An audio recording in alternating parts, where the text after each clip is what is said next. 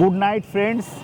আজকের ব্লগটা অন্য দিন গুড মর্নিং বলে শুরু করি, আজকের ব্লগটা গুড নাইট বলে শুরু করছি। কেননা আমি আজকে রাজগীর থেকে বেরিয়ে যাচ্ছি। আমি এই হোটেলে ছিলাম, পিছনে আপনারা জানেন, আগের পর্ব যারা দেখেছেন, হোটেল রাজ, এখানে আমি ছিলাম। এখান থেকে আমি এখন বেরিয়ে যাচ্ছি রাজগীর রেলওয়ে স্টেশনের উদ্দেশ্যে। রাজগীর থেকে আমি যাব গয়া, তারপর ওখান থেকে আমার কানেক্টিং ট্রেন রয়েছে। আপনারা বাড়ি ফেরার জন্য এখান থেকে গাড়ি ভাড়া করে বখতিয়ারপুর পর্যন্ত চলে যেতে পারেন। সেক্ষেত্রে আপনাকে গাড়ি রিজার্ভ করতে হবে। যেহেতু আমি স্লো ট্রাভেলার, আমি একটু কম বাজেটে ঘোরার চেষ্টা করি, সেই কারণে আমি এখান থেকে গয়া যাচ্ছি। গয়া থেকে আমি চলে যাব, তাহলে আমার একটু কম খরচা হবে, কারণ ট্রেনের ভাড়াটা খুব একটা বেশি নয়, কম। আর এখান থেকে রাজগীর থেকে গয়া যাওয়ার জন্য বাসও রয়েছে, কিন্তু যেহেতু আমি একটু বেশি রাত করে ফেলেছি, এখন ঘড়ির কাঁটায় 8:30 বাজে, এখন আমি এখান থেকে বেরোচ্ছি। যদি একটু সকাল সকাল আমার ট্যুর প্রোগ্রামটা শেষ হয়ে যেত, তাহলে আমি এখান থেকে বাই বাসও চলে যেতে পারতাম গয়াতে। বাসের ভাড়া হচ্ছে 120 টাকা, ওই প্রত্যেক 20-30 মিনিট পর পর ছাড়ে, সেটা ওই সন্ধ্যা 6:30 7টা পর্যন্ত অ্যাভেলেবেল থাকে। যেহেতু আমার একটু দেরি হয়ে গেছে, ওই জন্য আমি ট্রেনে প্ল্যান করে নিয়েছি। এবার এখান থেকে একটা অটো করে আমি চলে যাব হচ্ছে স্টেশন এখান থেকে বেশি দূর নয়, মোটামুটি ওই 1.5-2 কিলোমিটারের মধ্যেই হবে। ওই টোটোতে ভাড়া নেবে হচ্ছে 10 টাকা ভাড়া নেবে। আর এখন আমি একা রয়েছি, দেখি সেখানে একটু হয়তো সামান্য কম বেশি কিছু একটা নিতে পারে। যাই হোক, মোটামুটি আজকের এই পর্বের ব্লগে আমি তুলে ধরতে চলেছি রাজগীর থেকে বেরিয়ে আপনারা কীভাবে বাড়ি যাবেন, এবং রাজগীর স্টেশনের বাইরের পরিবেশটা কী, স্টেশনের কী কী ফেসিলিটিস আছে সেইগুলো তো তুলে ধরবই। তার সঙ্গে আমি গয়া পৌঁছে গয়ার স্টেশনের চত্বরে যে সমস্ত ফেসিলিটিস আছে, স্টেশন চত্বরের বাইরের পরিবেশ কেমন, হোটেল কী পাওয়া যাচ্ছে, সমস্ত কিছু কিন্তু থাকবে আজকের এই পর্বের ভিডিওতে। দেখি সামনে কিছু টোটো অটো দাঁড়িয়ে রয়েছে, এরা যায় কিনা একটু কথা বলে দেখি। অ্যাকচুয়ালি ভাড়া 10 টাকা, এখন এত রাত্রে কত চেয়ে বসবে কি জানি। स्टेशन जाओगे कितना? 50 रुपया ना, 10 रुपया तो किराया है। মোটামুটি একটা টোটো পেয়ে গেলাম। 50 টাকা ভাড়া বলছিল, পরে বার্গেনিং করাতে সেটা 20 টাকাতে রাজি হয়েছে। অ্যাকচুয়ালি 10 টাকা ভাড়া, কিন্তু প্যাসেঞ্জার পাবে না, ওই জন্য ভাড়া ডবল করে দেওয়াতে এখন যেতে রাজি হয়েছে। এখন যাচ্ছি, এখান থেকে 3-4 মিনিটের মধ্যেই পৌঁছে যাব। আর যাওয়ার রাস্তাটা একটু দেখুন, এখন ঘড়ির কাঁটায় বাজে হচ্ছে রাত 8:30। এই হচ্ছে যাওয়ার রাস্তা। শীত মোটামুটি পড়ে গেছে, আজকে হচ্ছে নভেম্বর মাসের 3য় সপ্তাহ। শীত মোটামুটি পড়ে গেছে, রাস্তাতে এই ধরনের টুকটাক লোক আছে। আমার এখান থেকে ট্রেন রয়েছে বুদ্ধ পূর্ণিমা এক্সপ্রেস, যেটা কিনা এখান থেকে রাত 9:30টায় ছেড়ে চলবে বানারসের উদ্দেশ্যে। আর আমি এখান থেকে ওই ট্রেনে করে নেমে যাব গয়াতে। অটোতে উঠেছিলাম, বেশি সময় লাগেনি, মোটামুটি ওই 3-4 মিনিটের মধ্যেই পৌঁছে দিয়েছে। তো এখন চলে এসেছি রাজগীর স্টেশনের একদম বাইরেটা আপনাদের একটু দেখাই। এই পিছনে দেখা যাচ্ছে লাইটিং জ্বলছে, এটাই হচ্ছে অ্যাকচুয়াল রাজগীর স্টেশন। আর সামনের দিকে কনস্ট্রাকশনের কাজ হবে, ওই জন্য মাটি খুঁড়ে রেখেছে। চলুন একটু কাছে যাওয়া যাক। দূর থেকে রাজগীর রেলওয়ে স্টেশনটা কেমন দেখতে একটু দেখিয়ে দিই আপনাদের। এই হচ্ছে রাজগীর রেলওয়ে স্টেশনে সামনে চত্বর এরকম খোঁড়াখুড়ি হয়েছে, ভবিষ্যতে আপনারা যখন আসবেন ততক্ষণ হয়তো ঠিক হয়ে যাবে। আর এই হচ্ছে এদিক দিয়ে পুরো ছবি আঁকা রয়েছে, বিম্বিসার, শান্তিস্তূপা, বুদ্ধ, হ্যাঁ, সমস্ত কিছু, জরাসন্ধের সঙ্গে যুদ্ধ হচ্ছে সেইটা লেখা দেওয়া রয়েছে, সমস্ত কিছু কিন্তু এইখান দিয়ে রয়েছে। এবার এইখান দিয়ে এই যে টিনের রাস্তা করা আছে, এই দিক দিয়ে এবার ভিতরে ঢুকে যেতে হবে। রাজগীর যে রেলওয়ে স্টেশন, এটা কিন্তু ছোটোখাটো স্টেশন, খুব বড় স্টেশন নয়। এখান থেকে খুব কম সংখ্যক ট্রেনই চলাচল করে। তো চলে আসলাম স্টেশনের ভিতরে। এটা হচ্ছে রাজগীর স্টেশনের এটা হচ্ছে রাজগীর স্টেশনের 1 নম্বর প্ল্যাটফর্ম। এই যে 1 নম্বর প্ল্যাটফর্ম, আর ঘড়ির কাঁটায় এখন রাত 8:53। স্টেশনের পরিবেশটা আপনারা দেখতে পাচ্ছেন, এই ধরনের ছোটোখাটো কিছু স্টল রয়েছে, আর এই দিক দিয়ে লোকজন ওয়েট করছে।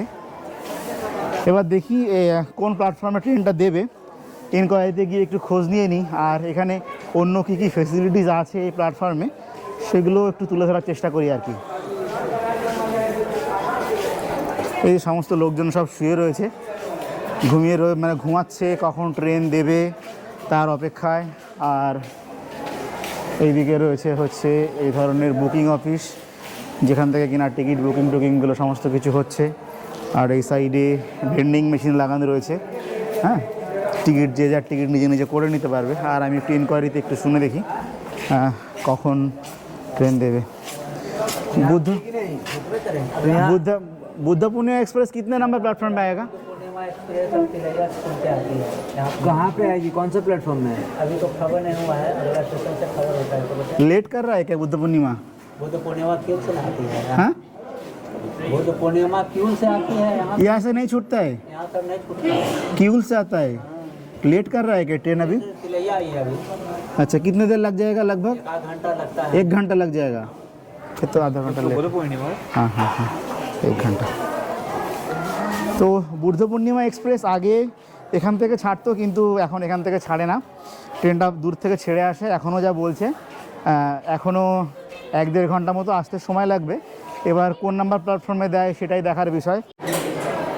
স্টেশন চত্বরে এরকম খাবার জলের ব্যবস্থা রয়েছে। স্টেশন চত্বরে মেল এবং ফিমেল টয়লেট রয়েছে। আর এই সামনে রয়েছে হচ্ছে ওয়েটিং হল,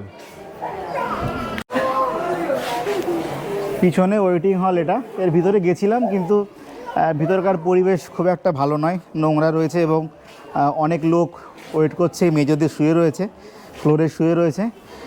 খুব একটা পরিষ্কার পরিচ্ছন্ন বিষয়টা মনে হলো না। আর এই রাজগীর স্টেশনটা 3টে প্ল্যাটফর্ম নিয়ে আপনার, এটা হচ্ছে 1 নাম্বার, ওই পাশে 2 এবং ওই পাশে আরেকটা রয়েছে। টোটাল 3টে প্ল্যাটফর্ম নিয়ে একটু ছোট্ট একটু স্টেশন। আর এইদিকে তেমন কিছু নেই, টুকটাক একটু আপনার খাবার স্ন্যাক্সের দোকান টোকান এগুলো রয়েছে।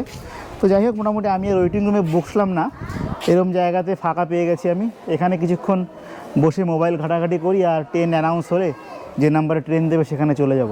অবশেষে 1.5 ঘন্টা লেটে বুদ্ধ পূর্ণিমা এক্সপ্রেস ঢুকতে চলেছে রাজগীরের 2 নাম্বার প্ল্যাটফর্মে। কিছুক্ষণের মধ্যে চলে আসবে ট্রেনটা। 1 নাম্বারে বসেছিলাম, ফুটওভার ব্রিজ ব্যবহার করে এখন 2 নাম্বারে চলে এসেছি। আর এই ট্রেন হয়তো গয়াতে পৌঁছাবে 3টে 3:30 বাজিয়ে দেবে, একটু লেট হয়ে যায় পৌঁছাতে আর কি। ফাইনালি ঢুকছে এত লেট করে আমাদের বুদ্ধ পূর্ণিমা এক্সপ্রেস। এটা সারনাথ যাবে, বেনারস হয়ে যাবে আর কি, বেনারস যাবে। এই ট্রেন ঢুকে পড়েছে। আর আমার কম্পার্টমেন্ট হচ্ছে S3 side lower, S3 lower.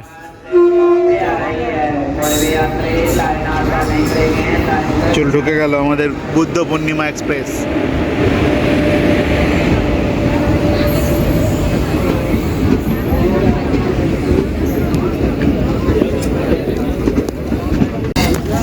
এই মেরেছে, সামনে চলে গেল আমার S3, অনেকটা সামনে। দৌড়াতে হবে আর কি, কিছু করার নেই। চলো চলো, ভাগো ভাগো ভাগো ভাগো। সব দৌড়াচ্ছে, দেখেন সব দৌড়াচ্ছে, সব দৌড়াচ্ছে। আজকে এখানে হকির টুর্নামেন্ট ছিল, সমস্ত বাচ্চারা এসছে খেলতে। চলে এসছি। এই হচ্ছে আমার S3, চলে এসছি। আমার হচ্ছে সাইড লোয়ার, আমার হচ্ছে লোয়ার 12 নম্বর সিট। इधर जाओ ना, कहाँ जा रहा है? अरे ये तू कहाँ है? S3 यही है ना, ये S3 यही है। चलिए, একদম বমি টমি করে রেখেছে পুরো। ওখানে তো পুরো বমি করা রয়েছে। আমি পুরো পাশের সিটটাতে এসে বসেছি। এবার অনলাইনে রেল মদত অ্যাপে আমি কমপ্লেন করলাম, পিএনআর নাম্বার দিয়ে, দেখা যাক কি কোনো রেসপন্স পাওয়া যায় কি না। বন্ধুরা, আমি কিন্তু বুদ্ধ পূর্ণিমা এক্সপ্রেস থেকে এখন নেমে পড়েছি গয়াতে। আমি এখন আছি গয়াতে।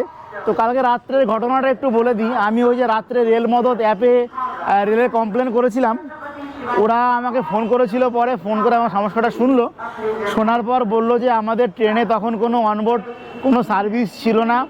ওরা বলল যে আপনার সিটটা আমি পাটনা থেকে পরিষ্কার করিয়ে দিচ্ছি। তারপরে মোটামুটি পাটনা থেকে লোক এসে কিন্তু পরিষ্কার করে দিয়েছে।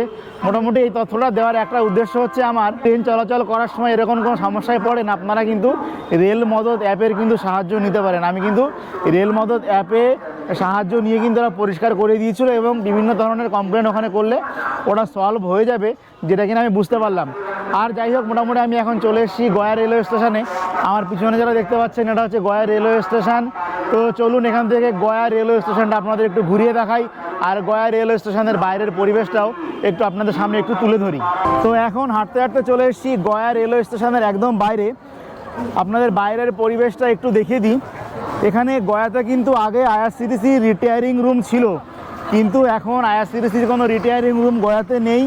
এখন পুরো কনস্ট্রাকশনের কাজ চলছে, এই সমস্ত কারণে রিটায়ারিং রুম কিন্তু গয়াতে নেই। আর এটা হচ্ছে গয়া রেলওয়ে স্টেশনের বাইরের পরিবেশ। এই দেখুন গয়া রেলওয়ে স্টেশনের বাইরের পরিবেশ। বাইরে বেরোতেই এই ধরনের প্রচুর টোটো, অটো, রিক্সা সমস্ত কিছু কিন্তু রয়েছে। আর ওই সামনের এই রাস্তা দিয়ে বেরিয়ে গেলেই কিন্তু আমি মেন রোড কিংবা হাই রোড যেটা বলা যায় সেটা কিন্তু পাবো। আর এই স্টেশন চত্বরের বাইরেই রয়েছে অনেক হোটেল যেখানে কিনা আপনারা থাকতে পারেন। তো চলুন সেই দিকটা আপনাদের একটু দেখে নিয়ে আসি। স্টেশন থেকে জাস্ট পায়ে হাঁটা দূরত্বেই, স্টেশন থেকে আপনি পায়ে হেঁটে স্টেশন ক্যাম্পাসের বাইরে বেরোবেন, বেরোলেই পরপর পুরো হোটেলগুলো রয়েছে। চলুন সেটা আপনাদের দেখে নিয়ে আসি। আর এখান থেকে আপনারা যদি গয়া চলে যেতে চান তার জন্য অটো পেয়ে যাবেন, টোটো পেয়ে যাবেন। আর এখান থেকে আপনারা যদি বুদ্ধগয়া যেতে চান, বুদ্ধগয়া আপনি এখান থেকে চলে যেতে পারেন, এখান থেকে ডাইরেক্ট রিজার্ভ করেও যেতে পারেন কিংবা শেয়ারেও যেতে পারেন। তো এখন হাঁটতে হাঁটতে চলে এসেছি বাইরে, এই পিছনের এই রাস্তাতে আমি আসলাম। আর এই সামনে এই রাস্তা দিয়ে পরপর প্রচুর হোটেল রয়েছে। আপনাদের হোটেল খুঁজে পেতে কোনো অসুবিধা হওয়ার কথা নয়। এই যে স্টেশন ক্যাম্পাস, এখান থেকে বেরিয়ে আসলে এই যে মেন রাস্তা, এখান দিয়ে এগুলো পারেও প্রচুর হোটেল, আপনার এই রাস্তাতে গেলেও প্রচুর হোটেল।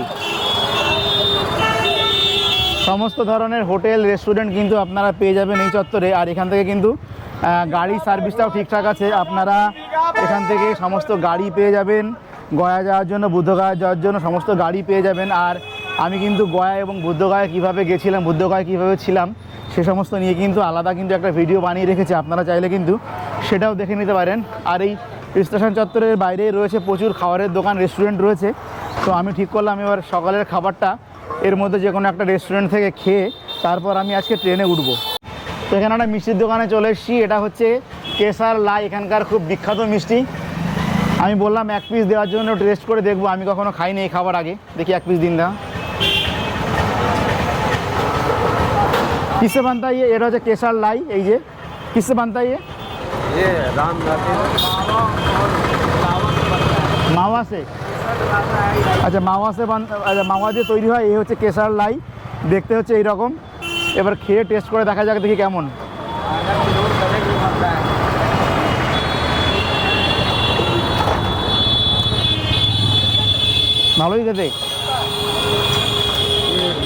ভালোই খেতে খানিকটা হচ্ছে আমাদের যেমন জয়নগরের মোয়া খাই না, খানিকটা ওই ক্যাটাগরি টেস্ট আর কি।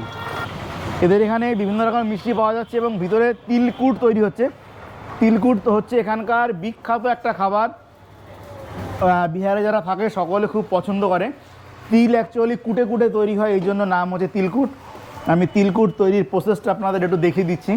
আমি চলে এসেছি ওই রেস্টুরেন্টের একদম রসোই ঘরের মধ্যে, এটা হচ্ছে তাদের রসোই ঘর। আর এখানে রান্না হচ্ছে তিলকুট। ये क्या है भाई? तिल है ना, इसको क्या कर रहे हो? भून रहे हो? उसके बाद क्या होगा? उसके बाद ये गर्म होता है, अच्छा इसको चीनी में मिलाया जाता है। अच्छा, ये गर्म होगा। इसमें क्या है, गुड़ है? नहीं, चीनी है चीनी है जी। चीनी में मिलाने के बाद ऐसा हो जाता है जी ऐसा हो जाता है। उसके बाद कूटा जाता है इसको, हाँ, इसलिए नाम है तिलकुट। तिल को कूट के बनाना पड़ता है, इसलिए वो तिलकुट है ना। ये आपको ये तो आपका क्या है, ये कैसे बना? ये बना, आप इसको पत्थर पे ढालते हैं गाड़ी को। हाँ पत्थर पे ढालने के बाद इसको पट्टी चाटते हैं और उसके बाद इसको तिल में पूरा मिलाते हैं। अच्छा, उसके बाद इसको लोहिया काट के फिर फूटते हैं।